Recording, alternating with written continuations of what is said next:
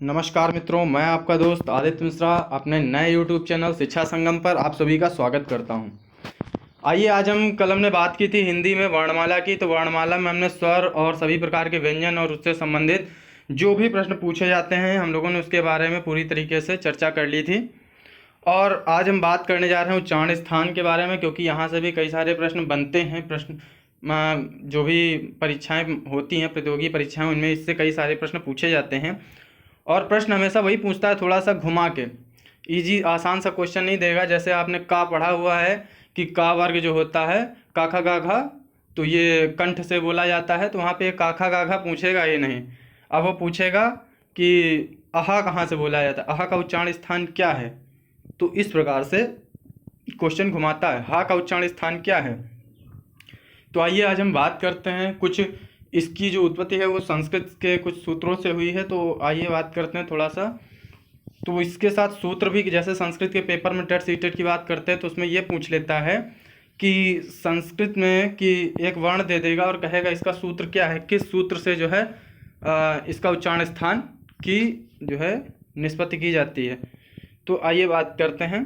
कुछ प्रमुख अपने जो उच्चारण स्थान होते हैं वो 11 होते हैं। उच्चारण स्थान जो होते हैं वो 11 होते हैं। जैसे पूछ लिया उच्चारण स्थानों की संख्या होती है तो कितनी होती है, 9, 10, 11, 12, 5, 7 ऐसे दे देगा तो 11 होती है। पहला क्वेश्चन यहाँ से क्लियर हो जाता है। अब बात करते हैं अगर कहे उच्चारण स्थान की, तो इसमें पहला सूत्र है अकुह विसर्जिया नाम कंठा। क्या है पहला सूत्र? अकुह विसर्जिया नाम कंठा। तो अकुह में पहला वर्ण देखेंगे, हर जितने भी सूत्र हैं इनका पहला वर्ण देखेंगे तो पहले वर्ण में आ है, तो आ का मतलब हो गया दोनों आ आएंगे, अ और आ। अब अगर दूसरे में है कु, तो कु का मतलब है दूसरा वर्ण का, क्योंकि का तो छोटा बड़ा होता नहीं तो का हो जाएगा। फिर आएगा का, आएगा तो का के साथ जो दूसरा अक्षर होगा उसकी पूरी वर्ण मतलब सीरीज आएगी, जैसे का, खा, गा और घा, लेकिन अंगा नहीं आएगा। क्यों? क्योंकि इसका उच्चारण स्थान नासिका होती है। तो यम वर्णा नाम नासिका इसका सूत्र होता है, इसको भी बाद में बताएंगे। तो सभी वर्णों के 4 अक्षर जो भी स्पर्शी व्यंजन हैं 25 में जो 20 आएंगे केवल, मतलब शुरू के 4, आखिरी के 1 छूट जाएंगे। तो इतना सभी को क्लियर हो गया। तो सूत्र था अकुह विसर्जिया नाम कंठा। आ से आ हो जाएगा, का से जितने भी हो जाएंगे का खा गा घा, ठीक। अब ये हा हो जाएगा तो ये हा हो जाएगा। और विसर्ग होता है हमारा अहा, और अनुस्वार क्या होता है? अंग। तो अंग जो है उसका भी उच्चारण स्थान अलग हो जाएगा। अंग नहीं बल्कि अहा, जो अहा होता है इसका उच्चारण स्थान क्या है? अब ये जितने भी वर्ण हैं ये किससे बोले जाते हैं? कंठ से। तो क्या हो गया इसका सूत्र? अकुह विसर्जिया नाम कंठा। अब अगले सूत्र की बात करते हैं। दूसरा है सूत्र इचु यसा नाम तालु। इचु यसा नाम तालु। तो उसी तरीके से इसको भी पहला वर्ण ई है तो ई में छोटी ई बड़ी ई दोनों हो जाएगा। फिर चा है तो चा वर्ग के 4 अक्षर चा छा जा और झा को लेंगे, या नहीं लेंगे, ठीक। फिर आएगा या, तो या आ जाएगा। फिर सा गोल वाली सा, तालव्य सा, तो इसको कहते हैं तालव्य सा। जब हम अक्सर पढ़ाते हैं तो जब हमारे गुरुजी हमें पढ़ाते थे तो वो भी ऐसे ही दंती सा, मूर्धन्य सा और तालव्य सा से इसको अंकित करते थे। उसी प्रकार से इसको हम भी तालव्य सा करते हैं। और यही पेपर में एक बार पूछा गया तो हमें इसको बड़े आसानी से बताने में आसानी हो गई। तो इचु यसा नाम तालु, इनका उच्चारण स्थान क्या है? तालु है। आइए बात करते हैं तीसरे सूत्र की। तो ऋतु रसाणाम मूर्धा। क्या होता है? ऋतु रसाणाम मूर्धा। तो पहला वर्ण री हो जाएगा तो री हो गया। फिर दूसरा वर्ण हमने कहा था पूरी क्रमबद्धता को दर्शाएगा तो टा, ठ, ड और ढा, लेकिन अंगा नहीं आएगा, मतलब ड़ा नहीं आएगा। तो इतना हो गया। अब उसके बाद रसाणाम, तो रा हो जाएगा और ये मूर्धन्य सा होती है। ये कौन सी सा होती है? मूर्धन्य, क्योंकि इसका उच्चारण स्थान क्या होता है? मूर्धा होता है। तो सूत्र क्या हो गया? ऋतु रसाणाम मूर्धा। इतना सभी को क्लियर हो गया होगा। अब चौथे सूत्र की बात करते हैं। चौथा सूत्र है हमारा लृतु लसानाम दंता। तो लरी में तो लरी हो जाएगा। फिर दूसरा वर्ण पूरे क्रम को दर्शाएगा, ता, था, ध और धा। उसके बाद ला हो जाएगा। और ये कौन सी सा होती है? दंती सा। इसको कौन सी सा कहते हैं? दंती सा। तो इनका उच्चारण स्थान क्या हो जाएगा, दंतः, मतलब दंत। तो लृतु लसानाम दंतः हो जाएगा। अब अगर हम पांचवें की बात करते हैं तो पांचवें में होता है उपधमानिया नाम ओष्ठव। उपधमानिया नाम ओष्ठव में क्या होता है कि ये एक हो जाएगा तुम्हारा ऊ में, छोटा ऊ बड़ा ऊ दोनों आ जाएंगे। दूसरा वर्ण पा, तो पाफा बाफा, उसके बाद पा और फा, तो उपधमानिया नाम, मतलब जो हमने संस्कृत में चार बताए थे जिसमें पा और फा क्या था, उपधमानी। पा और फा क्या बताया था, उपधमानी। और उसमें का और खा क्या बताया था, जीवामूली। ये जो हैं बढ़ जाते हैं किसमें, संस्कृत में।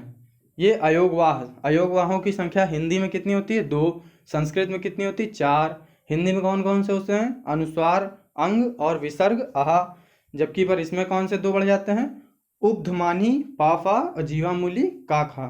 तो जीवामूली बाद में देखेंगे। तो उपधमानिया नाम ओष्ठव, तो ऊ प फ ब भ, और उसके बाद उपधमानी हमने बताया था तो उसमें पाफा ये वाला तो काउंट ही हो जाएगा। क्लियर हो गया। अगला जो हम सभी अब अभी आप देख रहे थे कि सभी वर्णों के हम अंतिम अक्षर छोड़ देते, अंतिम वर्ण या अक्षर छोड़ देते थे, तो वो कौन से थे, इयम मणनानाम नासिका। आइए इसको कैसे डिफाइन करते हैं। पहला हो जाएगा इया, फिर दूसरा माँ है तो माँ, अड़ा है तो रा, अंगा अड़ा अड़ा, ना और ना। इनका उच्चारण स्थान क्या है, नासिका, मतलब नाक। तो नासिका के माध्यम से अगर पूछा जाए कि निम्न में से इया का उच्चारण स्थान है ओठ, नासिका, दंत्योष्ठ या कंठ्योष्ठ, कुछ भी दे दे तो क्या हो जाएगा, नासिका हो जाएगा। सभी को इतना आई होप समझ में आ गया होगा। अगला बात करते हैं सातवें नंबर की। सातवें नंबर का सूत्र है ए दैतो कंठ तालुह। ए दैतो कंठ तालुह, तो ए दैतो में क्या हो जाएगा, ए और आय, ये दोनों क्या है, इनका उच्चारण स्थान क्या होता है, कंठ और तालु दोनों के माध्यम, कंठ तालु। पूछा जाए कंठ तालु से किसका उच्चारण होता है, तो ए और अय का। क्लियर हो गया।